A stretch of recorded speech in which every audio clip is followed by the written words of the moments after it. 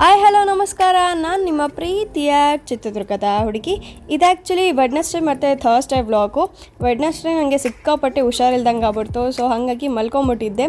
ಅದಾದಮೇಲೆ ಎದ್ದು ಸ್ವಲ್ಪ ಹೊತ್ತು ಸುಧಾರಿಸ್ಕೊಳ್ಳೋಣ ಅಂತ ಟ್ರೈ ಮಾಡಿದೆ. ಬಟ್ ಯಾಕೋ ಆಗಲಿಲ್ಲ. ಹಾಸ್ಪಿಟ್ಲಿಗೆ ಹೋಗೋಣ ಅಂತ ಡಿಸೈಡ್ ಆದೆ. ಅಷ್ಟರಲ್ಲಿ ನಮ್ಮ ದುರ್ಗದಲ್ಲಿ ಸಿಕ್ಕಾಪಟ್ಟೆ ಮಳೆ ಬಂತು ಗುರು. ಸೊ ಮಳೆಯಲ್ಲಿ ಹಾಸ್ಪಿಟಲ್ಗೆ ಹೋಗೋಕ್ಕಾಗಲಿಲ್ಲ. ಸೊ ಮನೆಯಲ್ಲೇ ಸ್ವಲ್ಪ ಮನೆಮದ್ದು ತೊಗೊಂಡು ಹುಷಾರಾಗೋಣ ಅಂತ ಸುಮ್ಮನೆ ಆದೆ. ಈ ಮಳೆ ಬರಬೇಕಾದ್ರೆ ಆ ಗ್ರೀನರಿ, ಮಣ್ಣಿನ ಸ್ಮೆಲ್ಲು, ಆ ದನಕರಗಳು ಓಡಾಟ, ಅದೇನೋ ಒಂಥರ ನೋಡೋಕ್ಕೆ ಚೆಂದ, ಮನಸ್ಸಿಗೆ ಏನೋ ಒಂಥರ ಸಂತೋಷ. ಹುಷಾರಿಲ್ಲ ಅಂದರೂ ಪರವಾಗಿಲ್ಲ, ಮಳೆಯಲ್ಲಿ ಒಂದು ಸ್ವಲ್ಪ ಹೊತ್ತು ನೆನೆದೆ. ಮನೆಯವ್ರ ಹತ್ರ ಸಿಕ್ಕಾಪಟ್ಟೆ ಬೈಸ್ಕೊಂಡು ನನಗೋಸ್ಕರ ಅಂತ ನಮ್ಮಮ್ಮ ಟೀ ಮಾಡಿಕೊಟ್ರು. ಸೊ ಅದಾದಮೇಲೆ ನನಗೆ ವ್ಲಾಗ್ ಮಾಡೋಕ್ಕಾಗಲಿ. I am really sorry. So Thursday ನಂಗೆ ಬೆಳಗ್ಗೆನೇ ಎದ್ದು ಓದೋಣ ಅಂತ ಕೂತ್ಕೊಂಡೆ.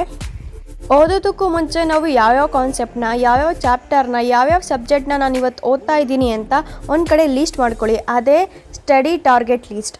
ಇದರಿಂದ ನಮಗೆ ಸಿಕ್ಕಾಪಟ್ಟೆ ಬೂಸ್ಟರ್ ಆಗಿ ಕೆಲಸ ಮಾಡುತ್ತೆ. ಪ್ರತಿ ಸತಿ ಇದನ್ನು ಓದಿದ್ದೀನಿ ಅಂತ ಟಿಕ್ ಹಾಕಬೇಕಾದ್ರೂ ಸಮೇತ ನಮ್ಮ ಕಾನ್ಫಿಡೆನ್ಸ್ ಲೆವೆಲು ಸಿಕ್ಕಾಪಟ್ಟೆ ಡಬಲ್ ಆಗೋ ಚಾನ್ಸಸ್ ಇರುತ್ತೆ. ಇದರಿಂದ ನಾವು ಇನ್ನೂ ಸ್ವಲ್ಪ ಜಾಸ್ತಿ ಓದ್ತೀವಿ.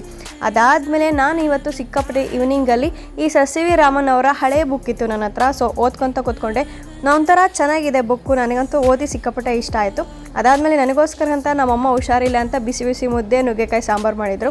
ಸೊ ಆರಾಮಾಗಿ ಊಟ ಮಾಡಿಕೊಂಡು ಸ್ವಲ್ಪ ಹೊತ್ತು ಓದ್ಕೊಂಡು ವ್ಯೂ ಎಂಜಾಯ್ ಮಾಡ್ಕೊಂಡು ಮಲ್ಕೊಂಡು